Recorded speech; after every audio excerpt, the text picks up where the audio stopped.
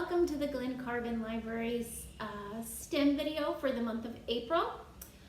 If you are joining us today on April 23rd, the day this video is posted, then yesterday was Earth Day, and we're going to be talking about some things that have to do with Earth Day today for our video. So happy Earth Day, everybody.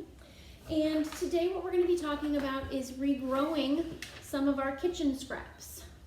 And so when we talk about Earth Day, we talk about the 3 R's, and we talk about lessening our carbon footprint, and we're going to talk about all that when we get into our activity for today.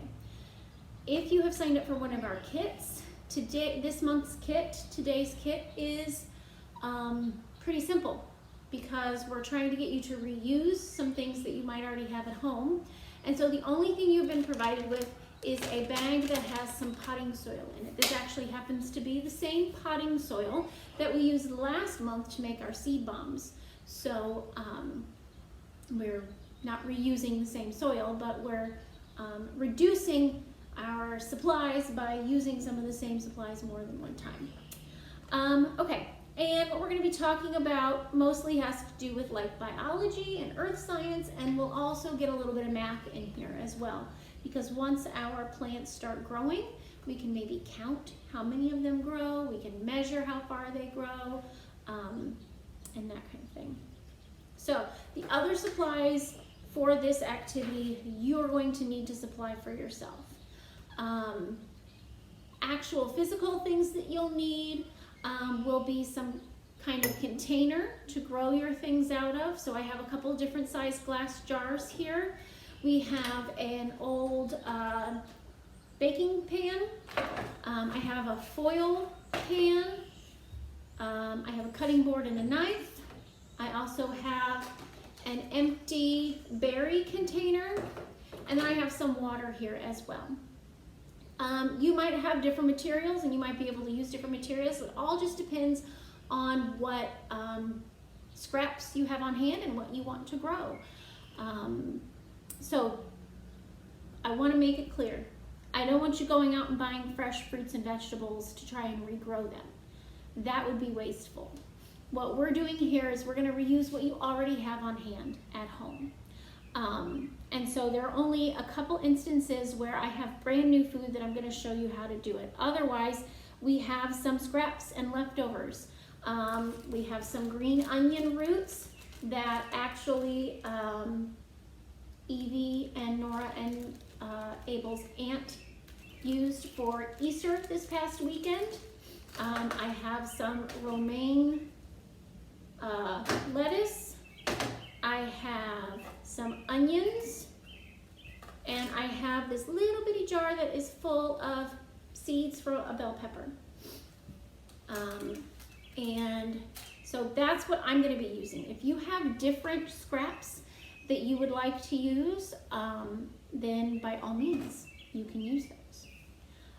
And I think I have forgotten to introduce my helper here. This is Evie, of course. She's going to be my helper today. And so, let's jump right in. So Earth Day was yesterday. By the time you're watching this video, it was not yesterday while we're recording the video, but it's on April 22nd. And so, Evie, I want to ask you, do you know why we celebrate Earth Day?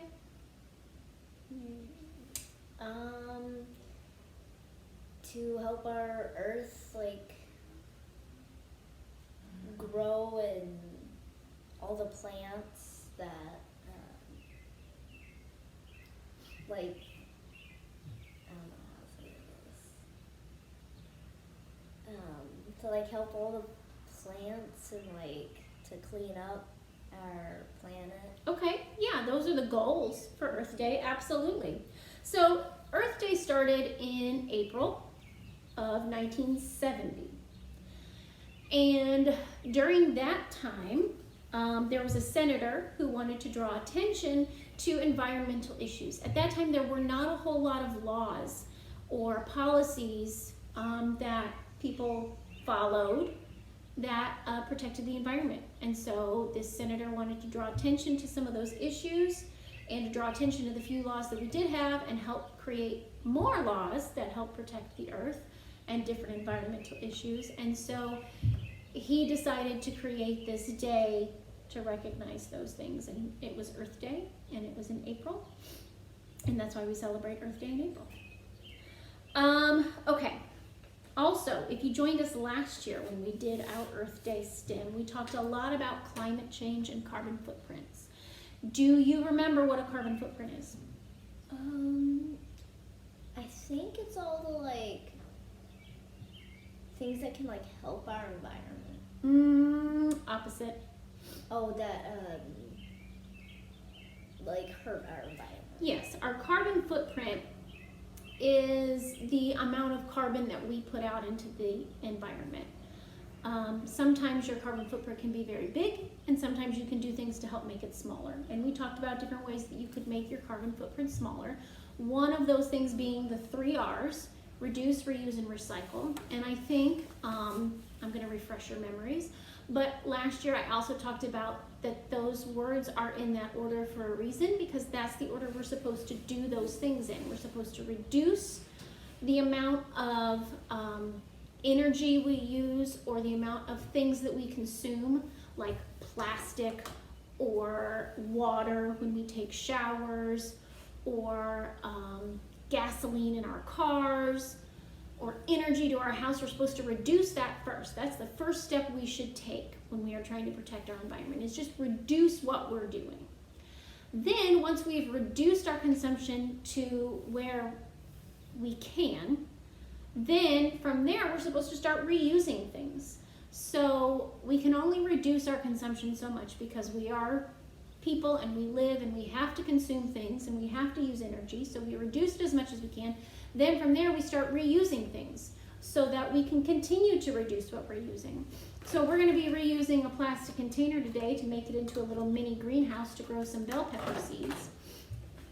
From there, once we've reduced as much as we can, and once we've reused everything we can, once we can't reuse it anymore, then we can recycle it. And so it's important that we try to remember that those 3 R's go in order, so that we're not just consuming and buying and using everything like without thinking about it, and then recycling it and thinking that that's gonna help. It's gonna help some, but we could do better if we do those things in order: reduce, reuse, and recycle. Okay, so remember, I don't want you to go out and buy food just to do this experiment. I have a brand new thing of celery here. We will eat this celery, okay? I've done this on purpose so that I can show you how to do it from start to finish, instead of just showing you the bottom and how you would grow it. So if you're not gonna eat celery, then don't buy it and try and grow it. Buy something that you will eat and then try to grow it from there. So let's go ahead and jump right into reusing our berry container. If you have a berry container, it does not matter what size it is. This one was strawberries, but if you have one of the larger strawberry containers or one of the smaller ones for like blueberries, that's okay. So what we're gonna do is, I've got this pan here to help us not make such a giant mess, but we are gonna be using potting soil. So if you want to do this part outside, you absolutely can. All right, so Evie, I'm going to have you take that bag and we're going to fill this container up with soil. Just go ahead and dump it out so you don't get your fingers too messy. Bonus, once we have used this bag, you can recycle it. Make it into like a puppet. You can reuse it by making it into a puppet. The inside might be a little dirty. Yeah. Or you can recycle it because it's paper. Okay, so you're going to fill your berry container up with soil here, and the reason to use this berry container is because it has holes along the bottom which provide drainage for the berries when they're in there when we wash them. It's also going to provide drainage for our soil so that it doesn't get too much water in it, okay? Because what is it that seeds need to grow? Water, sunlight, and oxygen. And soil. Soil, right. And so it does need water, but it needs that Goldilocks amount of water, right? And by that I mean not too much and not too little. Mm-hmm. So we're gonna add a little bit of water right now just to get our soil a little wet. and we'll see that it'll drain through. It might drip through, but I didn't put very much in there. We'll put more in there after we get our seeds. And so bell pepper seeds are very, very small. They're very, very small in this little container. I've got, this is 1 pepper's worth. With just 1 bell pepper, this is how many seeds I got, okay? So you don't need a whole lot. So what we're gonna do is, using your finger, which is gonna get a little messy, we're just gonna poke some holes. And I would say maybe 6 holes in a strawberry sized container. So do 2 here, and then 2 in the middle, and then 2 there. We might be able to get 1 more in here, I think, because there we go. We're gonna get 7 in ours. So you can see we poked some holes in the soil, just enough to poke our finger in, and then we're gonna take and we're gonna put 1 seed in each hole.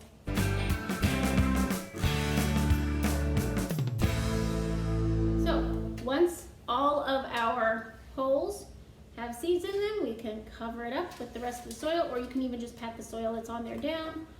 Okay, we're gonna give it a little bit more water. This isn't really the best way to do this, but that's what we got for right now. And then we're gonna close this up. And this is gonna create like a little mini greenhouse, and it's gonna keep it nice and warm in here. And we're gonna put this in a sunny spot in the kitchen, near a window, near a back door or something like that.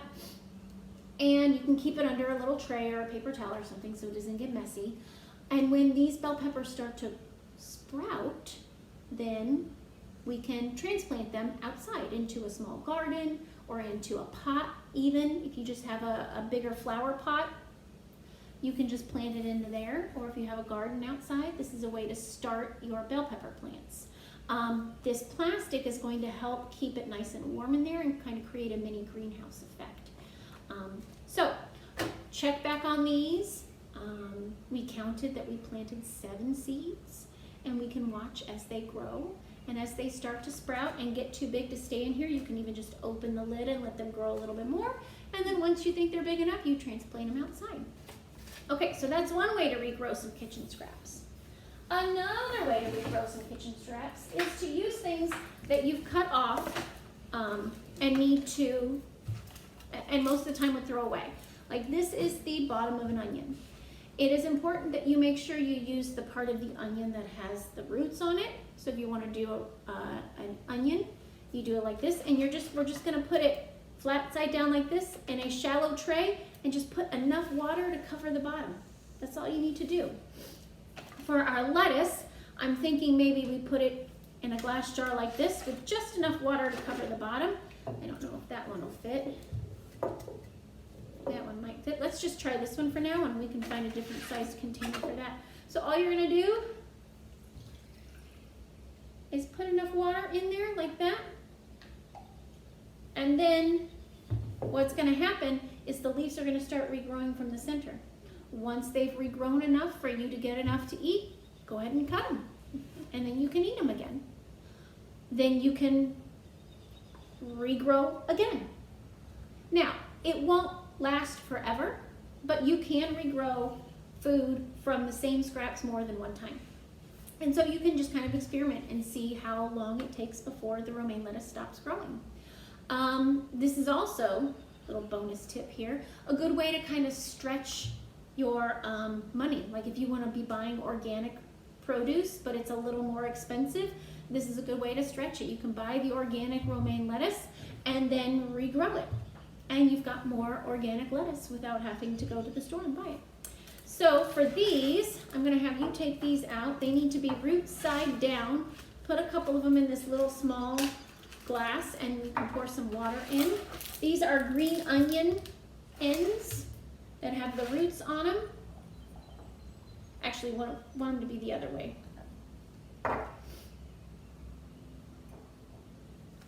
Well, just do what we can here. They might be a little too small. Aunt Holly might have cut them too small for us. Which is fair, because she didn't know we were going to do this.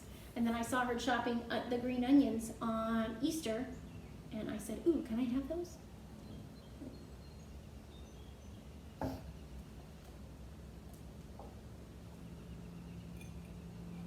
This might be the trickiest part of this whole experiment. That ought to work. All right, so then put just the tiniest bit of water in there. This is kind of heavy and flimsy because it's so small. All right. And then, okay, for the celery. Out of the way. What you're gonna do is plan on having some antelope for a snack. And then when you cut the celery, just go ahead and leave the bottom like this. It's gonna be pretty flat. And so what you can do is in a shallow tray, or even if you have a glass jar that's big enough, we're just gonna put it in here. We'll go ahead and put our onion in here. Here's what the onion's gonna start to do. This one just happened to start doing it in the pantry because it's getting, I guess it just decided it was gonna start growing in the pantry. So I thought I'd bring this one out.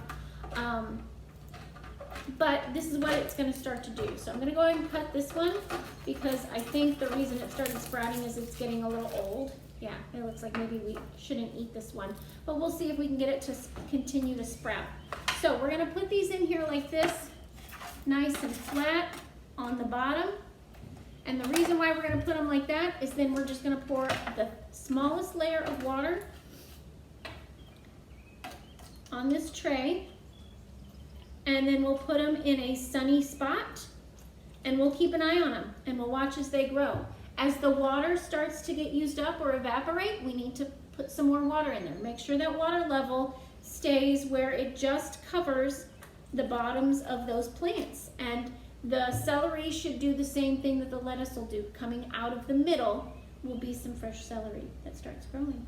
Okay, so good luck growing some kitchen scraps. Have fun. Try different things,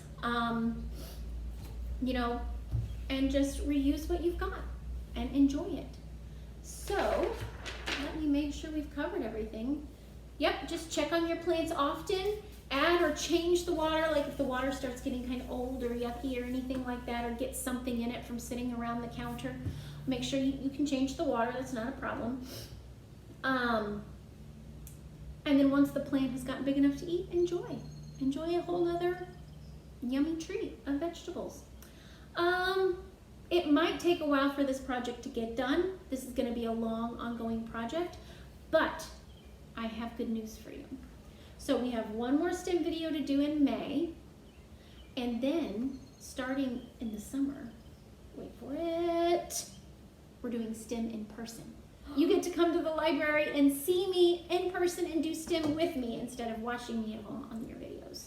I'm so excited. I can't wait. So when you come see me in June to do a STEM project together, you can tell me how your kitchen scraps have been growing. Or you can come by any time at the Glen Carbon Library to see me and tell me how they're growing. Thanks for listening. I hope you learned something. Happy Earth Day. Happy April. Happy spring. And good luck regrowing some kitchen scraps. Have a good day.